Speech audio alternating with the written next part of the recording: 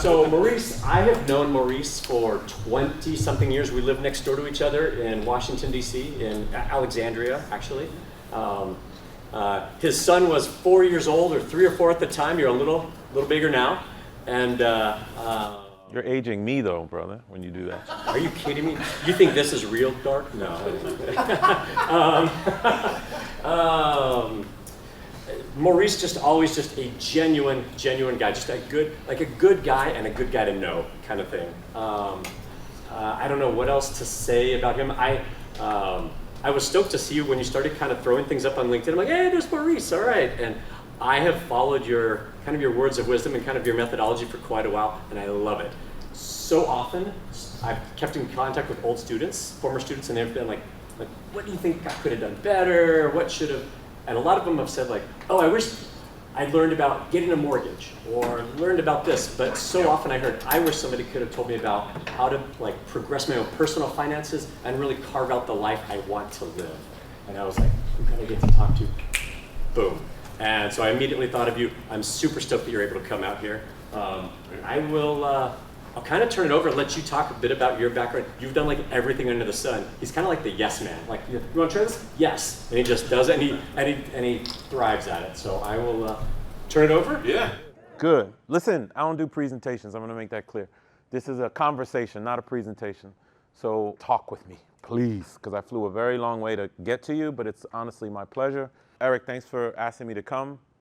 The reason why I came here is because, and I already feel it, and I can see it, as I look at you, I feel like I'm talking to the 21, 22, 23-year-old version of myself. And I remember him, and I'm so grateful to that dude for what he did for me at age 48. I don't know what he was thinking to go on the journey that he did, but because of him, I live a lifestyle that I do not need a vacation from. I don't know the last time I took a vacation. Just everything that I do is in line with who I am as a person, who I am as a businessman, who I am as a dad. I was like, dude, I'm going up to the business school. Come rock with me. My son lives in Atlanta, so he came down. He came to pick me up and came down. But while I was on that journey, and I will get to it, while I was on that journey, it sucked. It was harsh, and I found myself very, very, very isolated because I had zero interest in the status quo. Zero. I was not interested in climbing the corporate ladder. I was not interested in other people's versions of success. I wasn't interested in titles, nothing. What I was interested in is what I phrase as plugging into planet and earth as intended. I think whatever you believe in, whether it's God, the universe, law of attraction, or absolutely nothing, we are meant to do more than just sit in an office or execute other people's mission, whatever that might be. And trust me, I've executed a lot of people's missions happily, and I'll get into it. But execute other people's missions to the detriment of your own well-being and time on this planet. So that's why I came, because I figured something out on my own in my 20s and 30s. Never really talked about it through those there's a core 17 years of the journey. Never really talked about it. But I have lived what most people say is 5, 6 lifetimes in one, and I'm only 48, and I'm just getting started. So if you have a question, just interrupt me. What I'm going to do is I'm going to go for like 15, 20 minutes and just tell you the story, tell you what I'm doing now, and then I'll just open it up because this is not about me. This is about y'all. And as you go in, some of you are graduating today and whatnot, man, I hope y'all take this information, maybe follow me on LinkedIn, connect to other people who I now know in the world are living lifestyles that quietly crushing it, but don't tell anybody because they figured it out. They figured out how to beat the status quo. So that's what I'm going to talk about. Is that cool? Right on. All right. I'm going to start with where I am now. I'm 48 years old. I got 2 amazing boys. One's here today. My other one's at home in Washington, D.C. I am out of the W-2 world. I've been out of the W-2 world since 2021, but I could have left the W-2 world back in 2014 and even 2008 if I chose. I graduated from University of Virginia, so it's odd being here because the colors are the same, so it's weird to me. But I graduated from University of Virginia in 1997, and I did exactly what y'all are about to do. I went right into the work world. I worked for Accenture. If you guys know that company, Accenture? Phenomenal company. And if I say anything that seems to be negative towards corporate, no. There's nothing wrong with corporate. There's nothing wrong with working. In fact, society needs us to be complementary to each other to get outcomes, but there is something wrong with the status quo of how we go about it. So what I learned to do over the years was to leverage the 9 to 5 way more than it leveraged me, way more, and I was just super quiet about it. I was an executive at Accenture for 25 years. While I was there, I started turning down promotions in 2013, and I'll tell you why. But I was also in the military. That's how I paid for school. My family does not have a military background at all. I had no money. So I got an ROTC scholarship, did mechanical engineering, played football at UVA.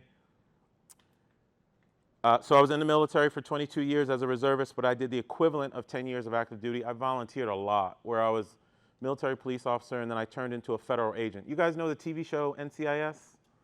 Right? So Air Force has its own version. It's called OSI. I was an OSI special agent for 22 years.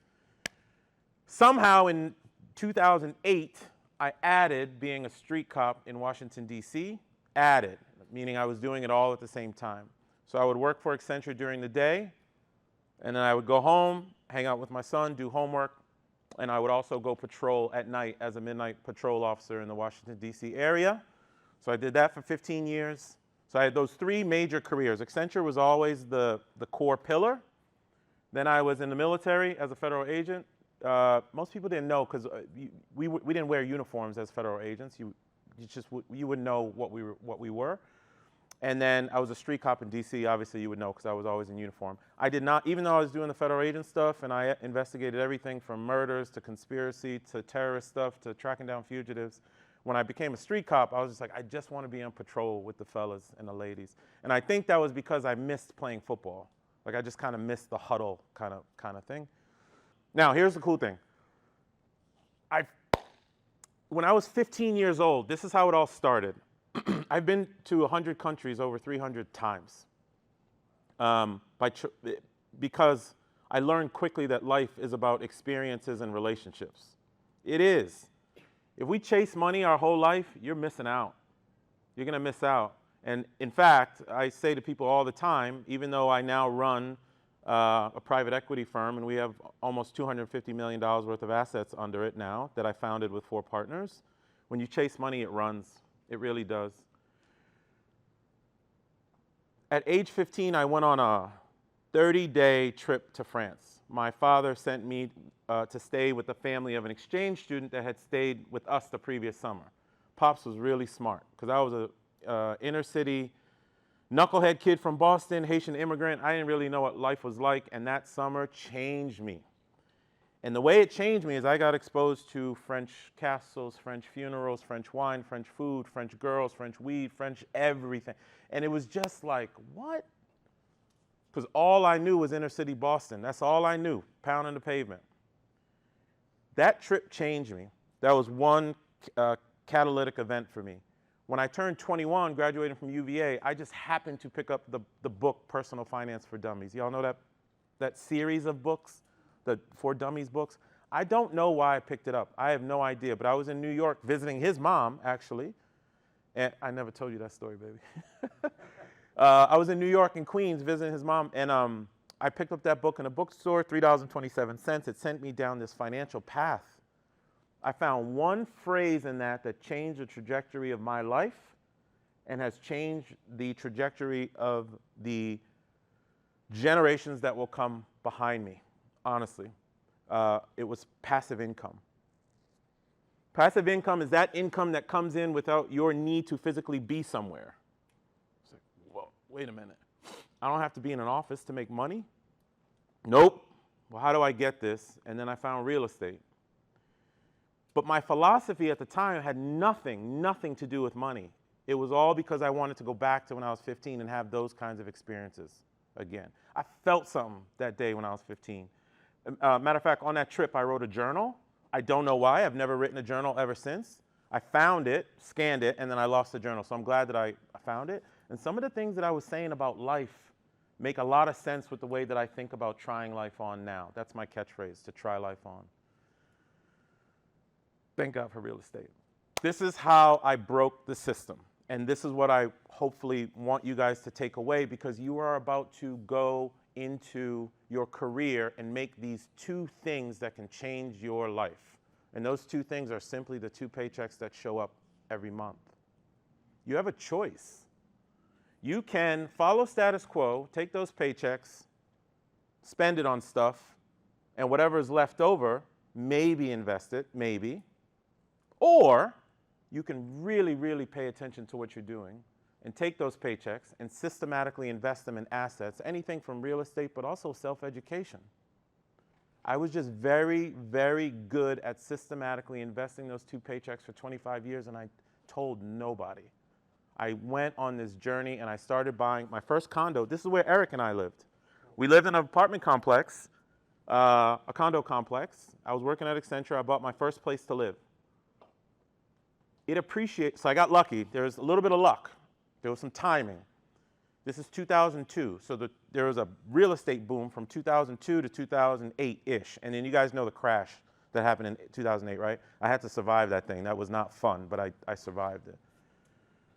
But when I bought that first place, it appreciated 30 grand in 3 months, and I did not understand why. I didn't even know what it meant.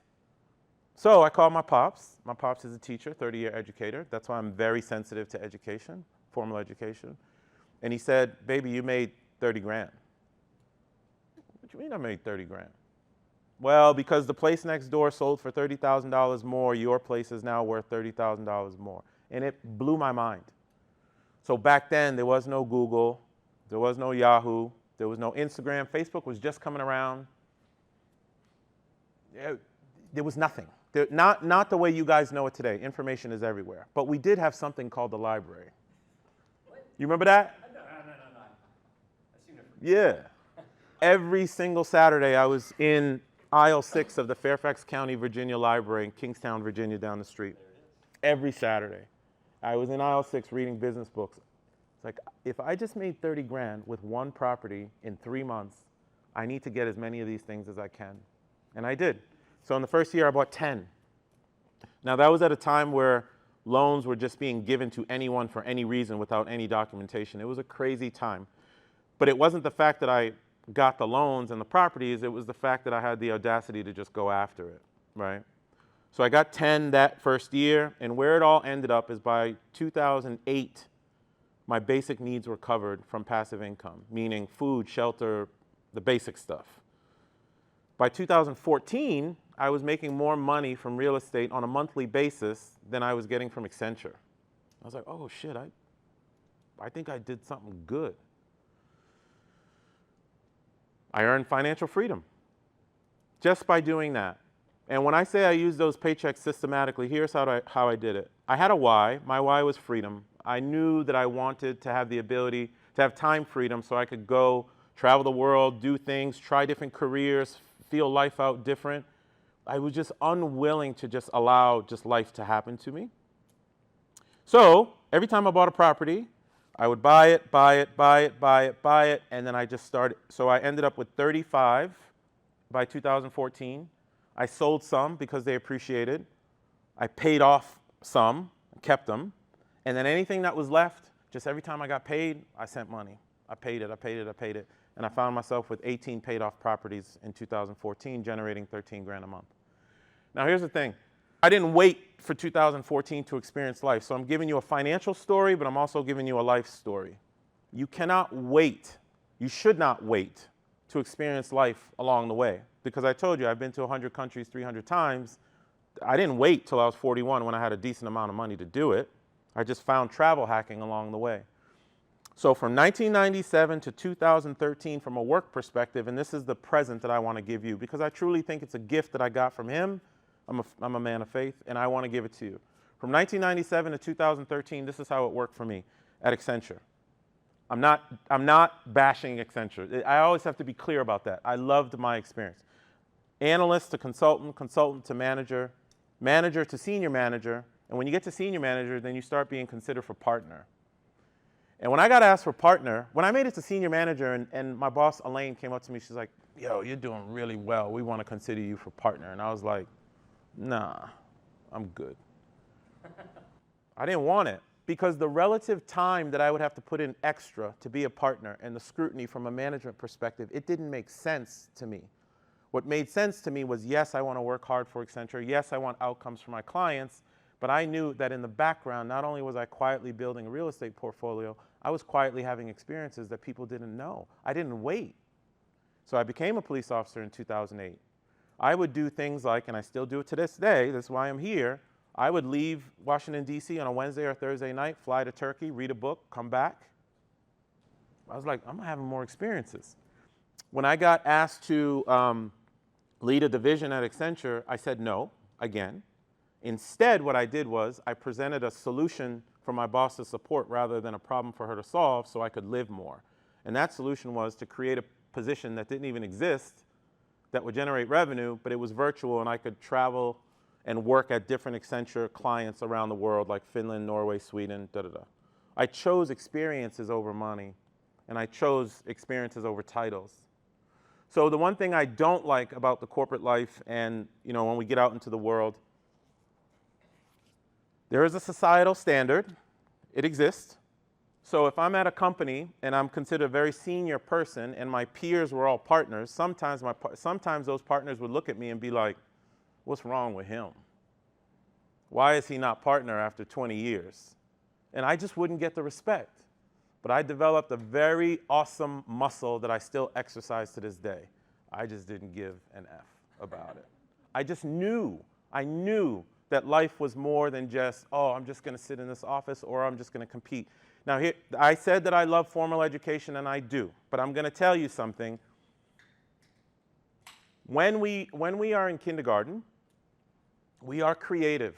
We are so creative. We are throwing paint on the wall. We're eating glue. You guys remember. We're doing little things on the ground. We are dreaming. We are dreaming as kids. When we go to grade school, I think it starts to shift. I think compliance starts to set in. Johnny, sit forward, take this home to mom and dad, get it signed. There's nothing wrong with it, but our mindset starts to shift a little bit. When we get to high school, I think this is the genuine problem of formal education that we really need to adapt. That's why some colleges like here are good. There's a reason why Eric brought me, or Professor brought me here, because to expose you to something different. But when we were in high school, competition set in. I was always competing, and it really bothered me. Who's going to be the valedictorian? Who's going to be the MVP? Who's going to be the prom king? Who's going to be the prom queen? Who's going to get to go to Yale or Auburn? We're always competing against each other. There's nothing wrong with competition, but competition is not all life. There's more collaboration in life than competition. I'm telling you. It translates into college, and it translates into the work world, and this is what I want to give you a bit of a warning about. You're going to get into the work world, and the status quo herd is going to go right. It is. Analyst to consultant, consultant to manager, manager, senior manager. And some people are going to wake up, like certain partners who I won't even mention by first name, and be 58 years old, and they missed the whole boat because they were concerned about the competition aspect of it and just getting the thing, the title. The title is not the thing. Trying life on is the thing. It is. Be careful about that. All the tools that you guys are learning in this school or at Auburn University, your classes with Eric, and anything you do, those skill sets are needed. Needed. I'm so grateful to University of Virginia where I did mechanical engineering. I'm grateful to Accenture where I learned all these skills. I'm grateful to my military service where I was briefing 4-star generals. I was with presidents of other countries. There's a picture here where I'm with the 23rd Secretary of the Air Force on a random airstrip in Africa where I can't tell you where it is. I got so many skills from all those experiences, but I leveraged those skills more than those places of employment leveraged me. And that's what I want to give you. That kid, 23-year-old me, felt something. And I cried a lot. It didn't feel good because I couldn't tell anybody. Like, I just saw everyone running to titles and I got to get this office. And I'm like, I think I'm going to volunteer and I'm going to go run a field office in Turkey, which I did.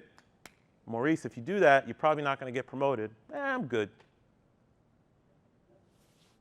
In 2015, Remember I told you I did the single family stuff? So I bought all those single family homes. I got my financial freedom. That's cool.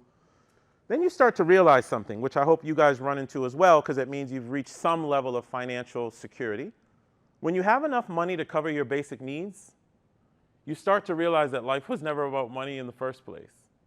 It was never about money. It's not about money. Money is just a tool. I caution you about chasing it because you'll waste a lot of time. We have 28,000 days in the average lifetime, 28,000, with the average lifetime being 80 years old. That means I have 11,315 left or less if I'm lucky. I have zero interest in chasing stuff while I can use those days to go have experiences and what have you. Very important. But when you realize that life is not about money and it is about collaboration and you want to do bigger things, I needed to learn something new. I wasn't learning anymore. Yes, I was making money, and yes, I could press repeat on that whole rhythm. Buy another house, add some more cash flow to the pot. Nah, I was grinding. I'm like, I am bored out of my mind with that. So I went to a seminar because I'm a firm believer in self-education. We can get all the formal education from Auburn University and University of Virginia and all the great schools. Education does not stop there. I probably spend $200,000 on self-education every year at this point for myself. I need to keep learning. But I started a private equity firm, me and 4 partners. It was kind of a, I won't go into the whole story, but it was kind of a happenstance. But I started buying apartment complexes as a challenge, and me and my partners in the last 4 years have raised about $100 million from investors. We've bought 30 apartment complexes. We've gone full cycle on 6, meaning we bought it, renovated it, rents up a little bit, give the residents better quality of life, sell it. So we can buy one, let's say at 21 million, sell it at 38 million, 39 million, okay? So we've done 6 full cycle stuff, 6 full cycle deals. So I just told you about my first real estate life, which was my financial freedom journey, just to be able to take care of myself. And by the way, those original 18 paid off homes, I still own them, and they still pay for me every day. I protect them. So many people have asked me, why didn't you trade them in and go up? Why would I trade freedom? Be careful of the disease called more in this country. Everybody keeps chasing more and trading up. It will get you into trouble. But my second real estate life is buying these apartment complexes for the sake of helping other people reach financial freedom. You got to have a why. And my third real estate life is that I'm now developing real estate on the island of Cyprus in the Mediterranean. Because when I did run that field office in Turkey in 2015 as a federal agent, I felt something again. It's like, man, I got to live, work in the Mediterranean, something. I felt it, just like I felt that trip in France when I was 15. So I found a way. And it turns out that the husband of someone I graduated college with is from Cyprus. He's Turkish Cypriot. His family happens to be in real estate development, so I found a way to add value to him, and now we're on our 3rd project. I'm building my home on the side of a mountain in Cyprus. I tend to be in Lebanon all the time. Lebanon is more, Beirut is more urban, and there's a lot more to do than in Cyprus. Cyprus is super chill, but I need to be where there's energy and stuff, so it's like a 30-minute flight. So my neighborhood over there is Lebanon and Cyprus, is where I roam, and then Greece is right there, Turkey's right there, it's chill. So that's my 3rd real estate life. So let me run this whole gamut one more time, but I'm going to sum it up. My entire life has been, in reflection, my entire life has been about 5 freedoms. 5. I just didn't know at the time, but now I've organized it, put it into a framework. I coach people on lifestyle design. I started a podcast called Try Life On to try and get this stuff out to the world so you guys can break status quo yourself, so you can create the lifestyle you don't need a vacation from. Whatever it is for you. It doesn't have to be what I did. It can be more complex or simple. 5 freedoms. Time freedom. We need it. We need it. It is the one resource we cannot get back on this planet. You need your time. And by the way, when I tell you to, whether it's travel or you want to be a street cop or you want to start your business, you want to be a florist, I'm aspiring gardener now. Like all types of weird stuff's happening to me. We need time to do it. So time freedom, financial freedom we talked about, and for me that's more passive income than expenses. Location or geographic freedom, that has nothing to do with travel, it has to do with mobility. So when I realized that I had 900 pieces of mail coming to my house because of all my businesses and stuff, I owned restaurants and clubs too. I won't even get into that phase, but There was so much mail coming to my house, it was stopping me from enjoying the world. So I just virtualized all my mail. And then any business that I choose, I refuse to have employees where I have to physically be somewhere because my life value is to be mobile out in the world. Just like Eric called me and I'm like, dude, I'll be there. I can just be mobile and run my business from here. I was just talking to an investor right before this call. Time freedom, financial freedom, geographic freedom, freedom to execute your purpose. I did not become a street cop in the middle of the night in Washington, D.C. to make money. Trust me. I just wanted to help people. And freedom to build meaningful relationships. If I did not take the time to build a relationship with my business partner and now brother aunt in Cyprus, then I would not have this life. I'm grateful for Accenture, but the relationships within the four walls of that company were limited to IT. Man, I was trying to learn about other things. You've got to build relationships outside or in the area or areas or explore areas so you can live life your way. But what unfortunately happens from my perspective is we see the herd. Oh man, they're doing all that. Oh, they're going to the happy hour. I guess I got to go to the happy hour. I just started saying no because the time was precious. One other thing I want to ask, or one other thing I want to mention, then I'll kind of open it up and we can go wherever you want because this is about y'all. I know I've had this weird journey, but now I'm starting to see how much it's beneficial for people to hear it. The military gave me something that now in reflection, I didn't realize how powerful it was. It was my ability to get up at 4 a.m., and I still do it. You don't have to get up at 4 a.m. But I was always working on something outside of my normal space. 4 a.m. to 8 a.m. was always my prime time. If you think about it, when people tell me, oh, I don't have time, I'm like, I'm not so sure. I think people have time. I think what people lack is commitment to self. And I was committed. So 4 a.m. to 8 a.m. is 4 hours. Eric was talking about this. It's 4 hours. 5 days a week, that's 20 hours a week. That's 80 hours a month. That's 960 hours a year. That's 1.5 months. It's a month and a half. You've created. Oh, I don't have time. I'm in school. And okay, maybe turn off Netflix. Maybe don't have the third beer the night before. I'm not telling you to grind. I'm telling you to have commitment to yourself, to your journey, whatever it is. If you add a Saturday and Sunday to that, you've created a 14-month year. So no matter what happened, I was always ahead of people because I was always working on something and creating time and also protecting time. I just didn't hit the happy hours. Didn't want to because I wanted to create all this other stuff. So now I live a lifestyle I don't need a vacation from. I have enough money to cover my basic needs. I've created a couple companies.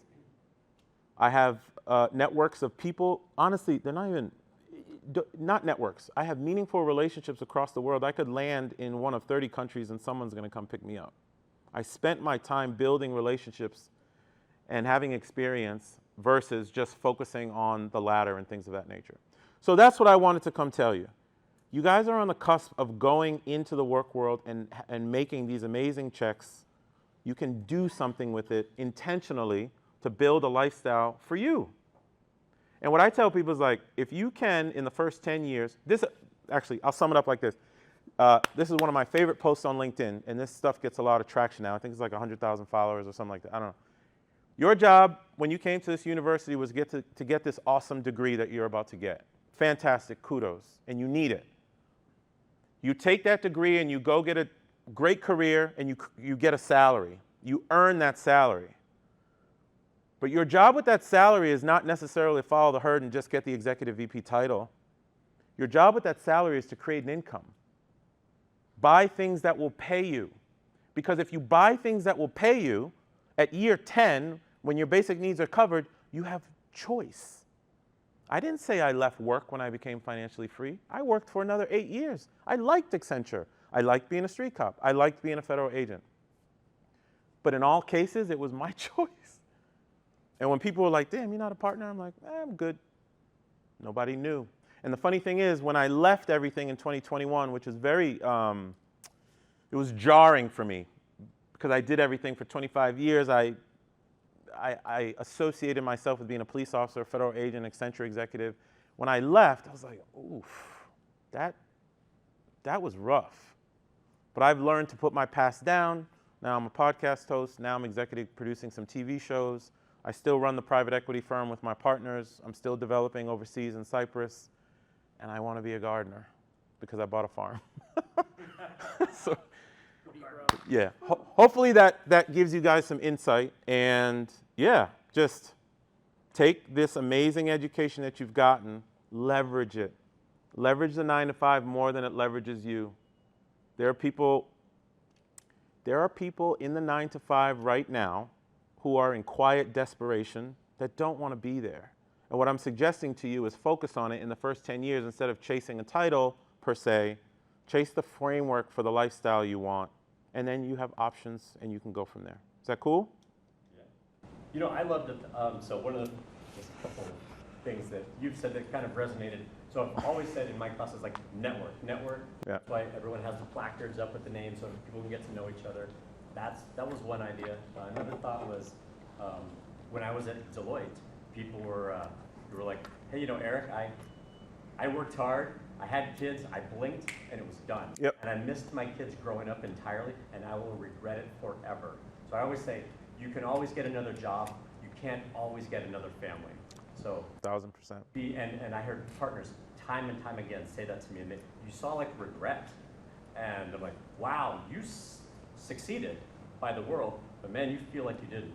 But that's the last sentence. What you said is the most important thing. You succeeded by the world. Right. You succeeded by definitions that were given to you. I don't care about everybody else's definition. I care about the definition that I created for myself. So I followed that. Yeah. You guys, it's okay. You can quietly create your own definition of success and execute it while being inside a company, a nonprofit, whatever makes you happy. And if the job is the thing that makes you happy, then cool, you've won. Like when I was a street cop, I won. I cried when I left. Sucked. I miss it. I won't go back, but I miss it. So yeah, you gotta define your own version of success. And I really liked your thought about like, kind of like when you have that extra income, spend it on an asset Yeah. that pays you money. And in reading some of your other things, you said, yeah, what that meant was I paid my future self first. I went ahead and I put it in a bank account until I had enough to buy an asset, then I used it to purchase it. Yeah. Like I have an uncle who drove a 1980-something pickup truck. He was an executive at Weyerhaeuser for 20 or 30 years. All the other execs would razz him, like, why are you driving that piece of crap? He's like, A to B. I get from A to B, and now he travels the world on his yacht, and, you know, living in the Maldives Islands, and people are like, how can you afford to do that? He's like, because I didn't buy every new toy that came out.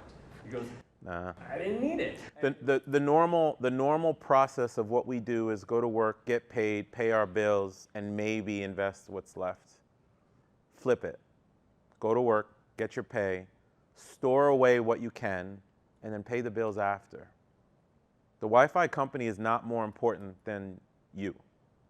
23-year-old me paid 48-year-old me first. That's why I'm so proud of him. 23-year-old me paid 48-year-old me first. As soon as he got paid, he sent a certain amount of money to storage. Storage is just a savings account, but with the specific intent of using that money to buy something that will pay you. It's just a mindset. He just kept doing it. And yep, sometimes the bills didn't get paid and they sent a cutoff notice and I just paid the next month. But I always paid myself first. That's cool. I like that. Yep. Yeah, man. You didn't wait till 2014, 2015 to start traveling, to start. Nah. You do that while you're working. You talk about travel hacking. Yeah. Kind of more of what that looked like and how you were able to take the time away from your 9 to 5. Yeah. And do what you wanted to do, and what tips and tricks you had to kind of make your travel. Yeah, the first thing is I was very good at not asking for permission. I didn't ask for permission. I would ask for forgiveness if I did something wrong. But you remember I told you I didn't take those promotions. I didn't take certain roles that would have me confined to K Street in Washington, D.C. I took roles that were virtual, that I could move around the planet, and even at the detriment of salary, I made a choice. But let's say I had a virtual role, and that's why I used to work for federal government clients, and I had to get out of there because federal government clients, they really want you in the office. You can't take computers out of the country. I got really smart. So I didn't present Accenture a problem and be like, yo, I want to travel, help me out. Nah, I created a solution for them to support. And I said, listen, I'm gonna work this virtual role, I'm gonna do this, I'm gonna do that, I'm gonna move the pieces around. From a money perspective, you get very good. So I would do things like, 2019 sticks out in my head because I went to the Arctic 5 times in 2019. And what I did was I would leave DC on Wednesday and fly back on Sunday. I would still do my work, but I was out. But that ticket, I might have bought that 4 months in advance, 5 months in advance, because it was $300. And if I didn't use it, I knew I could use it as a credit on the next one.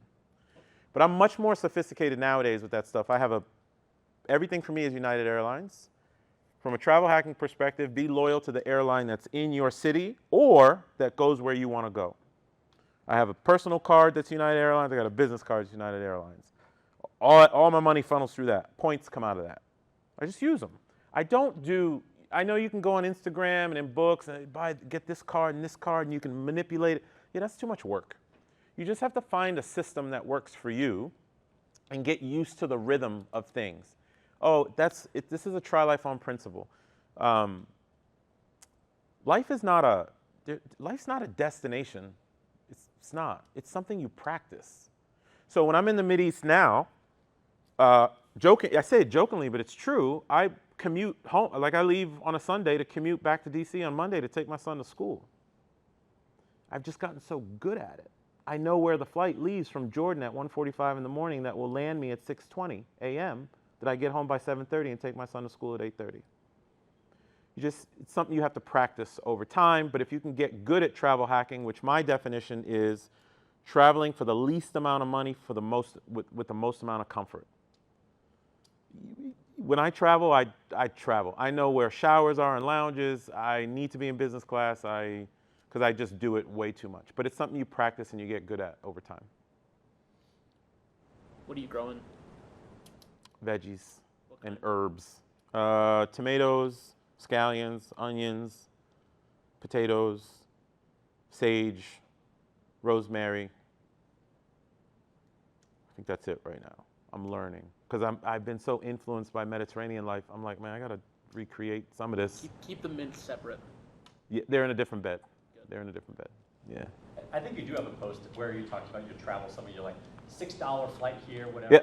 So there's one on your. Yeah, all this stuff I'm talking to you about, I mean, I can't get granular on it in this format because I want to be respectful of your time. But if you go on LinkedIn, man, I make posts about this stuff all the time. And if you go to trylifeon.com, I have newsletters where I lay out everything and how you can hack travel, how you can present a solution to your employer, Try Life On principles that'll shift your mindset about the status quo. So there's plenty of information out there for you. Yep. What's your sleep schedule like? Now it's better. Yeah, so like the police Accenture thing, yeah. I look back on that and just thinking about it exhausts me a little bit. But How do you stay like energized? my why was strong enough. My why was strong enough. I'm not interested in status quo, brother. I'm interested in experiencing what this planet has to offer.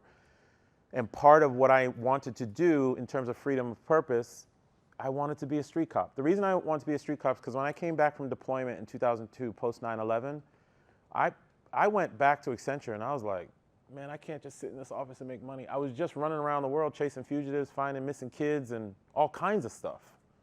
It's not that I hated Accenture, it's that I wanted more. I want to experience more, right? So I became a street cop. Again, I presented my boss quietly a solution to support, not a problem to solve. I barely told people at Accenture I was a street cop. But the way that I did it, I went to academy, which was a day academy, 7 a.m. to 3 p.m., had an arrangement with my boss. We quietly did it with HR, told nobody. So when people say, oh, there's another phrase, another Try Life On phrase, which comes up in your question, I found ways to make my extraordinary ordinary. I'm always saying that phrase because things that people tell me I can't do, I'm like, really? You sure? Because it's possible to be an exec during the day and a street cop at night for 15 years. But my time, it was 8 a.m. or 9 a.m. to 5 p.m. Accenture, get home, hustle, take care of my kids, maybe lie down at 7 p.m. for an hour and 15 minutes, get up, throw the uniform on, get to roll call, eat dinner. I was a very proactive officer. So I would be humping it from like probably 10 p.m. to like 3 a.m. And then, you know, sometimes you can't control the calls that come, but sometimes in between calls I would get catnaps and all that type of stuff. And then 6 a.m. I'd be done, I'd roll home. I had a take-home car, which is very important to me. I pride in ownership. I would go home, take off the uniform, sleep for about an hour, get the kids off to school, run to court. Usually my cases were so solid that the state's attorneys didn't need me, but when you went in, you got 5 hours of credit, and that's money. I wanted that. And then I told you, life is you practice it. I had a rhythm. Court was right next to the subway, right next to the metro. Oh, yeah. So I would walk out. I would leave my car. That's right. I would leave my car at court because I had the right to park there, my personal car, get on the metro, go back to Accenture. And if I was super tired, I might sleep in someone's car at lunch. But what I did, here's the smart thing I did. Because you don't want to be a street cop and be tired, and you're responsible for your partner's safety. I don't play with that stuff. So I would use my vacation strategically. So if I was just exhausted on day 3, I'm like, yeah, I'm not going to work today. I'll just take the time off. But being a street cop was that important to me. I wanted to do it before I died. That was it. So my why was big enough to do it. Yeah. So you just shared your schedule. Yeah. Stay next to your son. Yeah. How important is your partnership in making this lifestyle choice happen for you? My romantic partnership? Yeah, like your support systems and things like that. Yeah. Your inner circle is a big deal. Because Jay's mom, we're not together now, but Jay's mom, who's actually one of my best friends, she was hyper supportive of it. Because it's not like I wasn't doing it to, oh, I'm gonna go out and make this money, or no, she was, you really want to be a police officer? Yeah, okay, well, let's figure it out. But I was a dad, and I had responsibility, so again, I would use vacation strategically when I had to. Sometimes I would take leaves of absence on purpose. When you really want something that bad, you're just gonna find a way. But your inner circle has to support the whole thing, or you can do it, but it doesn't work that well. You know what I mean? Super important. Yeah. Now, I know you've gotten a lot, you built real estate and all that kind of stuff. Yeah. But, in the world that we live in today with like the highest rent prices, highest cost of living and all that stuff, Yeah. where do you see someone like our age kind of finding a way into, the lifestyle that you have? Rephrase that for me. Rephrase that for me a little bit. Like trying to get into the business? Yeah, trying to get into the business when everything just seems to be the highest costs. Yeah. It's always the highest. There's always something in the market. It's the highest, it's the lowest. There is never a bad time or never a good time to go after what it is that you want. I haven't bought a piece of real estate this year. I did not buy a piece of real estate in 2023. It just wasn't feasible with the way interest rates are going. But I'll buy something this year. Actually, I'll talk about that in a second. But listen, it's all numbers. It doesn't matter. So what that tells me is if the interest rates are high, then you need to find a deal where the price is low. Well, Mo, how do I find a deal where the price is low? Sellers always have a problem. You're not buying a piece of real estate. You're solving someone's problem. So the thing that comes to mind for me was so I own 2 mobile home communities. And the guy who sold me the one in Pennsylvania, so this is like 16 acres, 85 mobile homes. I love it because it's affordable housing. And there's like $2 million, $3 million mansions around this thing. But the lot rent for the people that live there is $330, and I'm proud of that.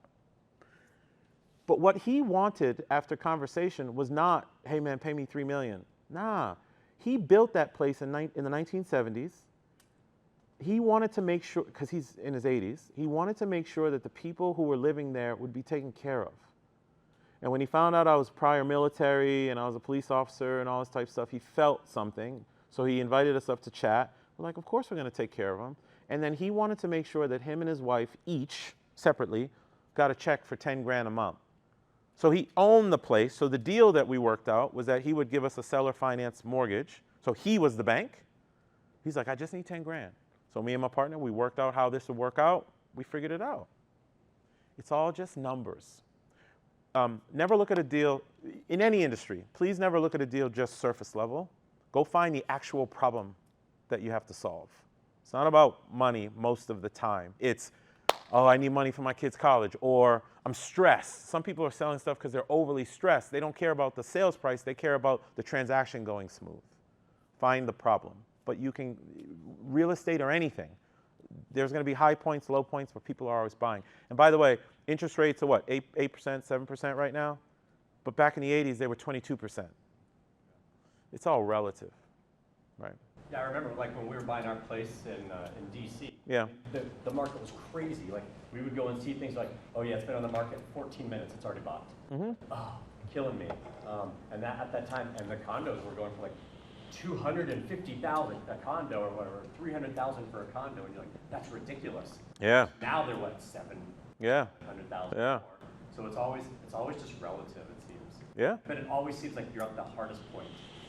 But it should be purposeful. So the second point I was going to make when you pulled out of me, I might buy something this year. I'm slowing way down. I have enough. It's almost a cathartic feeling. Remember I told you I don't like to chase money? I think it's a bad idea. So think about this. That original thing that I did secured my basic needs. Now I run hundreds of millions of dollars of real estate with some other people. I own the responsibility of $100 million of investor money, which I will pay back to them plus the interest that they invested with me for within 5 years or less. So in 5 years, I'm gonna be 53. Yeah, I'm divesting. I'm done. I've done it. I want to live. I want to live. I want to give back to people. I want to talk to people. There comes a point in your journey where you're like, let me just go do more. Yeah, but for the sake of what? What is it that you are actually trying to do? And that's why I'm encouraging you guys to get your basic needs covered. Find a way to get your salary to make an income so you have choice. I have choice.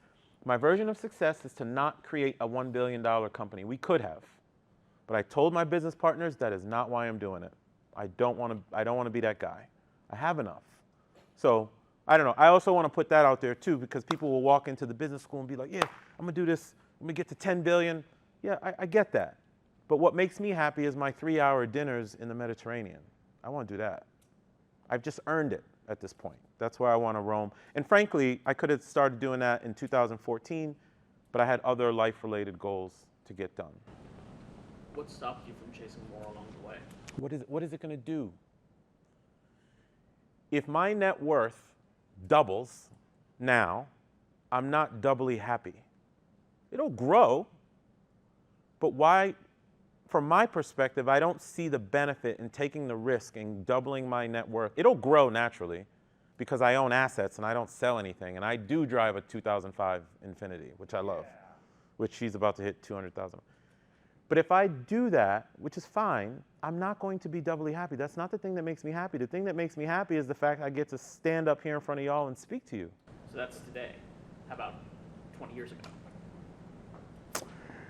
My net worth got to a place of a high point out of, not because I was chasing that. I was starting to make money and drive net worth as an outcome of doing good for people. Providing affordable housing for people. Where I grew up in the city, that's called the projects. That's not affordable housing. Like that apartment complex across the street is the kind of thing that I own. And I try to keep the prices between $700 and $1,300. I can get up to $1,700. I won't, because I don't have to. My needs are covered. So I'm proud of that. But because I own all these assets or percentages of them, my net worth is growing. And I still have a 401k, and I did all that shit, and that's somebody else's version of success. That's the Instagram version. I'm not interested in that version, right? I'm interested in getting rich for real, rich life, which I have. And I'm very unapologetic about it, and you should get to the point where you're unapologetic about what you have, where you don't need to impress anyone for any reason whatsoever.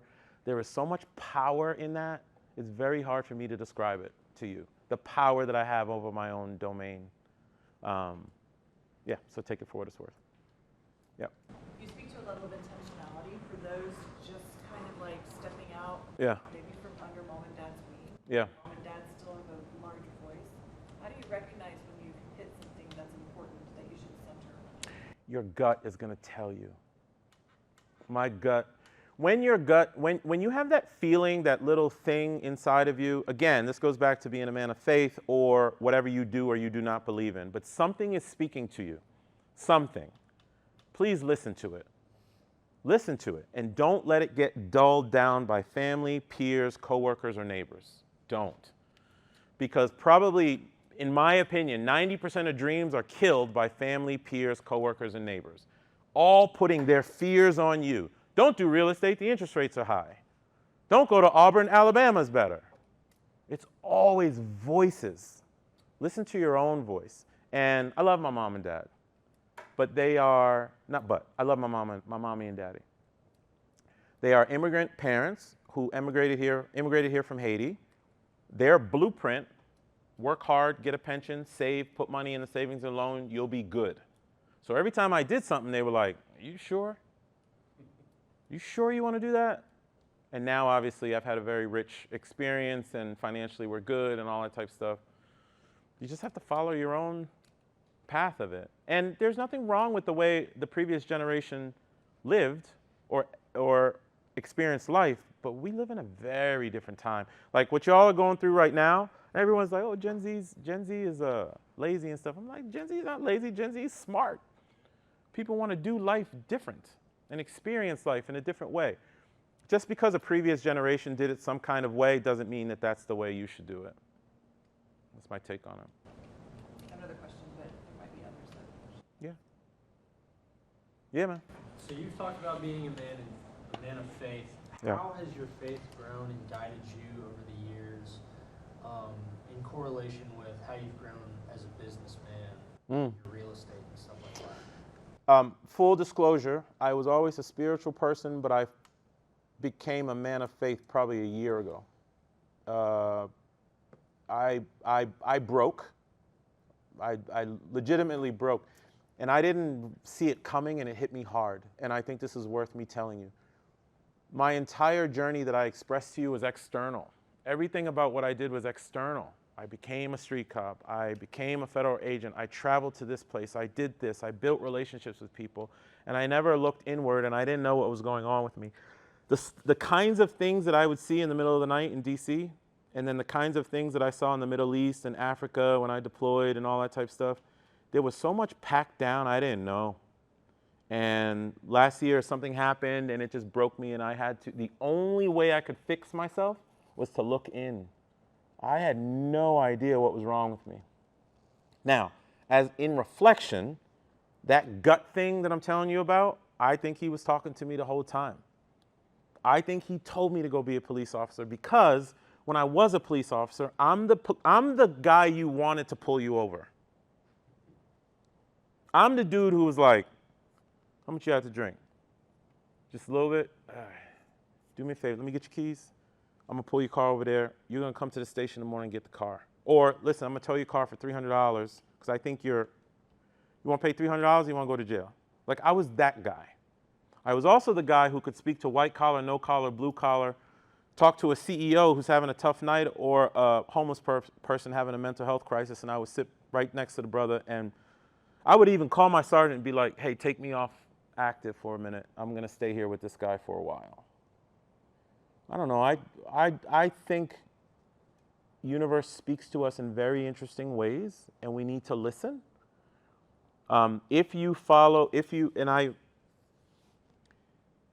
Just do the right thing, have integrity. I tell my business partners all the time, never take me near the gray. I need to sleep at night. I need to know that because I have $100 million of investor money, we're doing exactly what it is that we told them. And if we're having a problem, we need to communicate with them. That's why for my partnership, what I do, I'm just client relations. I just want to talk to my investors and tell them what's going on. Because I tend to speak like this, sometimes at a third grade level, sometimes at a Auburn level. Like, it just depends. But faith plays, now for me, faith is everything. Because I think I'm supposed to help people like you. That's why I started my podcast. A lot of people are shifting in their life. They're building lifestyles they don't need a vacation from. They're recognizing that chasing money is futile. Chase experiences and relationships and help people and give back to the extent that you can. But I will say, it is okay to be selfish where you guys are. Build your skills, have your experiences, experiment, go do different things. I was selfish at the beginning, and I needed to be, because now I'm in a place where I can be selfless and give of my time, give of money, give of other things that I can do. So faith definitely plays a big role. But I didn't know, brother. And the funny thing is, my dad is hyper religious. But I just had to have my own journey. You know what I mean? So one of the things that really resonates with me Yeah. is that when we thought of who to additionally invite aside from Eric's class, it was basically everyone we've ever met in Auburn, from those that work with Eric and Bucky's to those that are supporting our kids when they're working out at 5:15 in the morning. And to me, it's because your message crosses and absorbs issues of equity. Yeah. So we have several that weren't able to come today, and so I appreciate you allowing us to report. Of course. What would you say to them, coming from a place of they feel overburdened by things that they're having to deal with that maybe they did not have a choice to say no to, and how do they start valuing themselves enough to have confidence in themselves to pay themselves first? You talking about socioeconomic issues? That's a good one.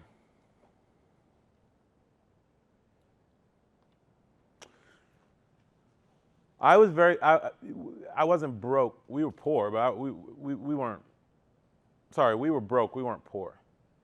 I had a very good foundation with my mom and my dad and my brother the whole time. Although I was in the inner city all the time and stuff like that. And then my father, good man, even though he was a teacher, he picked up 2 other jobs and then kicked my butt out of public school at at 7th grade because he could feel me going down the wrong path, and he sent me to a private school. I don't know, he didn't have the money. When I graduated from UVA, he handed me my high school loan. I didn't finish paying my high school until I was like 25. I do think there is a certain level of luck when we are born, but I'm going to stop that there and then say there is a certain level of commitment to self you have to develop. I just went to the library. I'm like, I don't know. I'm going to go study this. The other thing, I know there are things that weigh on people, but I also think that things weigh on people because people are worried about society's opinion. I don't care. I don't know where that muscle came from, but the less I cared about what society thought about me, the stronger I got. It includes my peers at work. It includes my investor buddies. Listen, I have owned almost 2,500 apartments in my day. I think I own like 1,800 now or something like that. We've sold some and stuff. And some investor buddies would be like, man, I'm going to get to 10 grand, 10,000 apartments. I'd be like, why? What's the purpose? Well, I just want to. No, they're doing the exact same thing. They're taking that competition stuff again. When the purpose of doing all this stuff should be to live your life. So if you can develop a muscle creating your own definition of success, and I'm not saying people's version of success needs to be this financial related thing that I talk about sometimes. It could very well be being a teacher. It could be just being a street cop, the way that I did it. Or go be the CEO if that's your thing. That's cool too. Just don't blindly follow the status quo default. That's the first try life on principle. Status quo is an effing default language. Everybody in here right now has a limiting belief, and you're going to say to yourself, yeah, I'll just get a job when you want to do something else. It's just a limiting belief. Instead of saying if only, then flip it to what if. If only I can be a street cop. Oh, what if I can be a street cop? And if only I could start a company. Well, what if I can own restaurants and a club and start a private equity firm? Like, this is the way my brain was working. It all comes from there. And that all came from self-education and also my ability to just jump, and course correct along the way. No successful person has it figured out at all.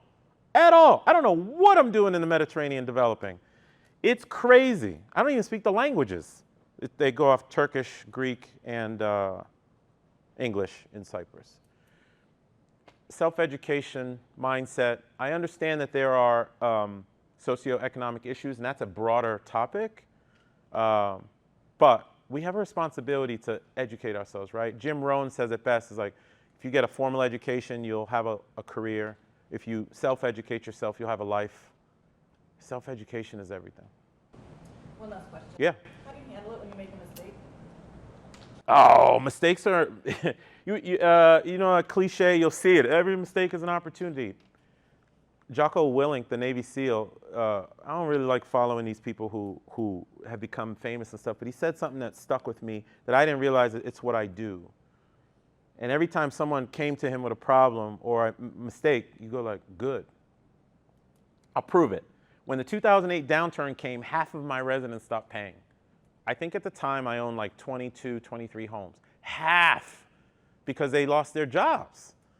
Fortunately, I had 100 grand in the bank, but if you're paying all those mortgages, that's going to deplete pretty fast. It went away. And I was like, F, I'm screwed. I refused to file bankruptcy. I refused. I called every bank, I negotiated, I did this, I did that. This is at the time when I just started being a street cop, and I was doing real estate on the weekends, and Jalen was 8 years old. Yeah, it was stressful. But had I not gone through the 2008 downturn, I would not have known how to navigate COVID, which all you supply chain people, you know that the supply chain went nuts because of COVID. All the materials for renovating all these apartment complexes, the price went crazy. How am I going to navigate that? Because I have all these investors' money. And then in 2023, when interest rates are sky high, how am I going to navigate that? Because I had a problem in 2008 and I could see this coming. So every time there is a mistake or an issue, it's just teaching you something for the next time. It's just what it is. And if you're not having any mistakes, then you're not taking any risk. Something's wrong. Something's off. Yep. You mentioned self-education. Yep. If we were to leave here right now, what books should we immediately pick up? What should we be reading? I don't know your journey. I don't know your why. I don't know what you care about. But when I post, there's 5 books I have posted this. Thank you for asking me this question. I'm going to tell you, this is a hack for you. There are 5 books that I have reread religiously over the past 20 years. The same damn books. Tim Ferriss's 4-Hour Work Week. That's what got me into lifestyle design. The Millionaire Real Estate Investor by Gary Keller. Money Master the Game by Tony Robbins, where he interviews 40 of the craziest financial minds that ever lived. It's not a Tony Robbins book. He interviews people. It's phenomenal. So those are all real estate, lifestyle design related. One book called Apartment Complex Investing by David Lindahl. I just can't remember. Multifamily Millions by David Lindahl, because I needed to learn apartment complex stuff. And then the 5th book is Viktor Frankl's Man's Search for Meaning. If you don't know that book, you need to know it. Viktor was a Holocaust survivor. He lost everything. You asked me that question about how did I, like the time, the police officer stuff and everything. Viktor had to find a why because he lost his mama, his daddy, his brothers, his sisters, his girlfriends, his cousins. He had nothing. So what is his purpose for being on the world at that point? He had nothing left when he walked out of the concentration camp. If you read the first 80 pages, it's graphic. You read the pages after, you start to see he penned this thing called logotherapy, and he figured out his why for being on the planet. If you have a why, it sticks with you. You get on a plane because Eric calls you and you fly 7,000 miles to speak to 40 people because you have a why. So that was the 5th book. But relative to the faith question, when I went through that issue last year, not playing around. This is what I mean by your gut. I'm in my house and I was looking for Viktor's book. I'm like, I think I need to reread it. And right next to that book was a book called The Power of the Subconscious Mind by James Murphy, written in 1956. I don't know when I got that, but I remember seeing it in my house a lot. So I'm going to anticipate it's been floating in my house for 10 years. Something told me to read it, and I read it. Changed my life. That's how I ended up becoming a man of faith. It sent me down this path of inner understanding how the brain works, why it works the way that it works, why we think the way that we think. And what I always knew but never knew how to articulate, that mindset is everything. Those are the 6 books. And if you go on LinkedIn, in my feed, and just search the word books, that post comes up all the time.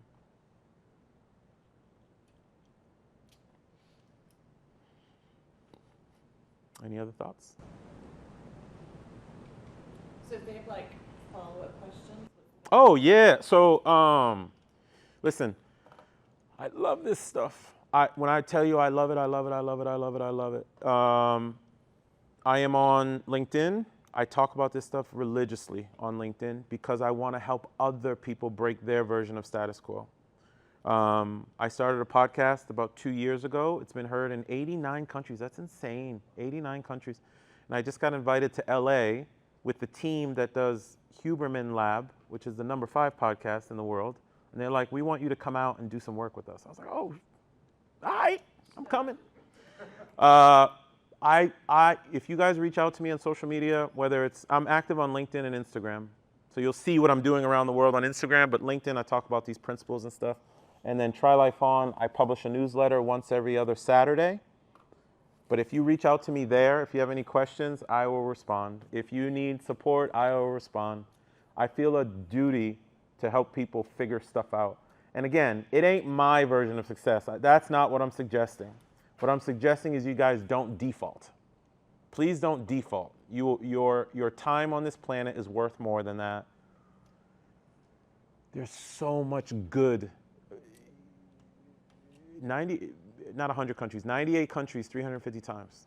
The amount of things that I have seen and done, I hope people feel that way doing something. So if I can help you get there, I'm about it as much as I can. So reach out and I'll do what I can.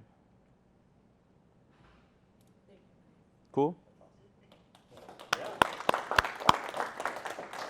And I know I have people that are still like, is he still there? Can I still come? I know people are still waiting, but That's all good. Holy cow, thank you. Thank you for listening. I know that was a rant, but hopefully that helps. And I'm being serious. If you follow up and you have questions, if I can help you, if you need advice, if I can connect you to someone, I'd be happy to do it. You're awesome, man. Cool. I appreciate it. Thanks for letting me come. Man, thanks for Thank coming, you. bud. Yeah, my Yeah. pleasure. My pleasure. Hey guys, this is Maurice, host of the Try Life On podcast, and thank you for listening to another episode. I hope you are finding it useful in helping you design your own lifestyle that you don't need a vacation from. If that's the case, please consider dropping a review for me, whether in Apple, iTunes, or in Spotify. Drop a review, put some stars on it, give me some feedback on how I can make the podcast better, what information you are looking for. I am doing my best to get information to you on the Try Life On principles, the 5 freedoms, how to build lifestyle, travel hacking, all of it. And I want to do it for you. So please do a review for me. And until next time, my name is Maurice Philogene, and this is the Try Life On podcast. Peace.